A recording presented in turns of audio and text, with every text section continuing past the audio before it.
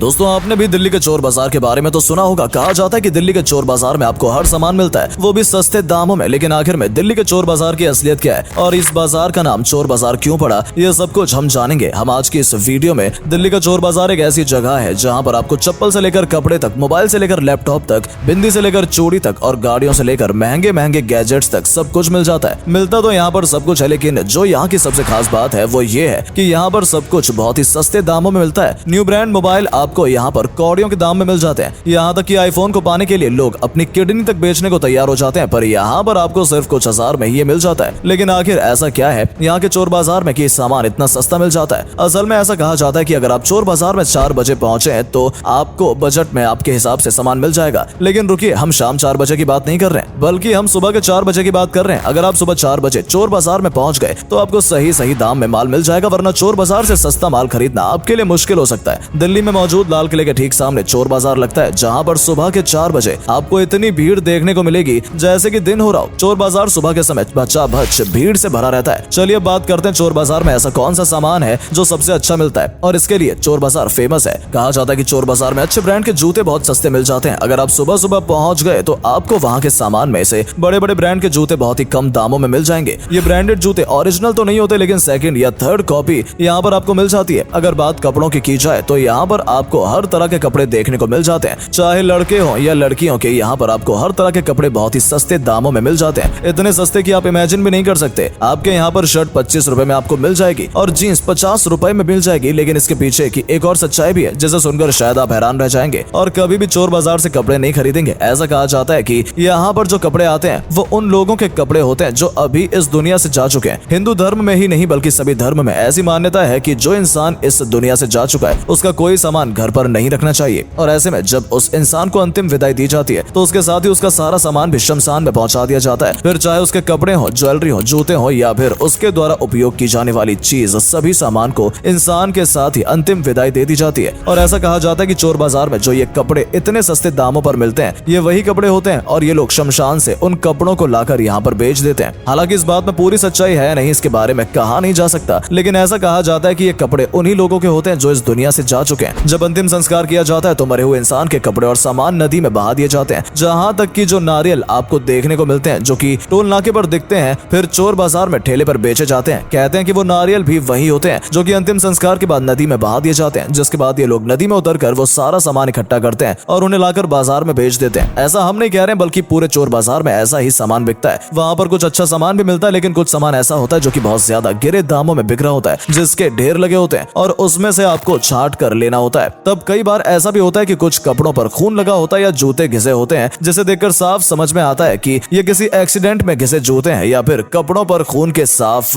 दाग समझ में आते हैं कि ये किसी डेड बॉडी के कपड़े हैं। कई कपड़े थोड़े बहुत फटे हुए भी होते हैं, जिन्हें देखकर समझ में आता है कि ये किसी हादसे में फटे हैं, और यही वजह है कि सिर्फ 25 या 50 रुपए में आपको ये कपड़े चोर बाजार में मिल जाते हैं। अब चोर बाजार में आप थोड़ा अंदर जाते हैं तो जामा मस्जिद के एकदम सामने आपको मीना बाजार देखने को मिलता है। इस मीना बाजार में चोरी का सामान माल बिकने के लिए आता है। ये माल वही होता है जो चोरी किया हुआ होता है और यहाँ पर लाकर कम दामों में बेचा जाता है। यहाँ पर भी सुबह सुबह जाकर कम दामों में माल खरीदा जा सकता है। यहाँ पर आपको इलेक्ट्रॉनिक से लेकर गाड़ियों तक सब कुछ खरीदने को मिल जाता है। TV, fridge, scooty, headphones, washing machine, यहाँ तक कि रोलेक्स की 2.5 लाख में मिलने वाली घड़ी आपको सिर्फ 45,000 में मिल जाती है। हालांकि इस बात पर कोई विश्वास नहीं करता, लेकिन दुकान वाले भी आपको पूरी गारंटी देने के लिए तैयार होते हैं। यहाँ पर आपको जिम के सभी इंस्ट्रूमेंट्स देखने को मिल जाएंगे जो कि सेकंड हैंड होते हैं। इसके अलावा अगर मोबाइल फोन की बात करें तो आपको एंड्रॉइड से लेकर आईफोन तक सभी कुछ चोर बाजार में मिल जाता है। हालांकि लोग इसे खरीदना कम ही पसंद करते हैं क्योंकि ये चोरी का माल होता है और सभी को पता होता है कि इन्हें ट्रैक किया जा सकता है। एंड्रॉइड को तो एक बार लोग फिर भी खरीद लेते हैं, लेकिन आईफोन को खरीदने से पहले 2 बार सोचते हैं। आपको जानकर हैरानी होगी कि चोर बाजार में आपको कोई भी शॉप देखने को नहीं मिलेगी। सारा माल आपको मैदान में ही पसरा मिलेगा। यहाँ पर किसी की कोई परमानेंट दुकान नहीं होती, जहाँ जिसे जगह मिलती है अपना सामान लगाकर बेचना शुरू कर देते हैं। सुबह 4 बजे से मार्केट शुरू हो जाता है और 11 बजे तक खत्म भी हो जाता है। चोर बाजार का जो मीना मार्केट है वहाँ पर आपको सिर्फ कैश में पेमेंट करनी होती है, क्योंकि वहाँ पर आपको पूरा माल चोरी का मिलता है और चोरी के माल कोई भी ऑनलाइन पेमेंट करके ना खरीदना चाहता है ना ही बेचना, इसलिए वहाँ पर आपको कैश पेमेंट ही करनी होती है। इसके अलावा अगर आप किसी जगह से सामान खरीद रहे हैं तो आजकल ऑनलाइन पेमेंट का सिस्टम भी चालू हो गया है। लेकिन एक और जो जरूरी बात हम आपको बताना चाहते हैं वो ये है कि चोर बाजार में आपकी भी चोरी हो सकती है, इसलिए जब भी आप इस मार्केट में जाएं तो सतर्क रहें। और अगर आप इस मार्केट में चलते हुए फोन पर बात कर रहे हैं तो आपका फोन चोरी होना तय है। ये पूरी गैंग होती है जो सब तरफ से घेर कर आपको फंसा लेती है और आपका फोन गायब कर लेती है। इसके अलावा आपके साथ स्कैम भी हो सकता है, इसलिए कोई भी सामान ले तो पूरी तरह से जांच परख कर ही लें और देख कर ही लें, वरना लोग आपको बेवकूफ भी बना सकते हैं। यहाँ तक कि अगर आप अपनी कार से जा रहे हैं तो उसे भी कहीं सही जगह पर पार्किंग करके खड़ी करके जाएं, वरना कुछ समय बाद ही आपको आपकी ही गाड़ी के अस्थि पंजर चोर बाजार में बिकते हुए नजर आएंगे और आप कुछ कर भी नहीं पाएंगे। इसलिए अगर आप भी मन बना रहे हैं चोर बाजार या मीना बाजार में सामान खरीदने का, तो हमेशा सतर्क रहें, क्योंकि आपकी जेब तो कट ही सकती है, साथ ही आपकी गाड़ी भी चोरी हो सकती है। चोर बाजार जाते समय एक बात का और ध्यान रखें, वहाँ पर किसी भी इंसान से आपको भिड़ना नहीं है। आपको जो भी सामान खरीदना है आप मोल भाव करके खरीद सकते हैं, लेकिन अगर आपने ज्यादा दिमाग लगाया तो इन लोगों की पूरी गैंग वहाँ पर होती है। ये लोग झगड़ा और मार कुटाई करने में भी पीछे नहीं रहते। इसलिए अगर आप चोर बाजार में खरीदारी करने जा रहे हैं तो शांति से काम लें। इसके अलावा अगर आप जेब से पर्स लेकर चल रहे हैं तो आपकी जेब कटनी पक्की है। आपको जेब में कैश अगर रखना है तो कम मात्रा में रखें और अपने दोनों हाथ जेब में डालकर चलें, ताकि कोई आपकी जेब न काट सके। हम आपको ये भी बता दें कि चोर बाजार की भीड़ में ग्राहक कम और चोर ज्यादा होते हैं, जिनकी नजर हर पल आप पर होती है और मौका मिलते ही वो आपको लूट लेते हैं। तो ये वीडियो देखकर आपको समझ में आ गया होगा कि चोर बाजार की सच्चाई क्या है। तो जब भी चोर बाजार जाएं, इन बातों का खास ध्यान रखें।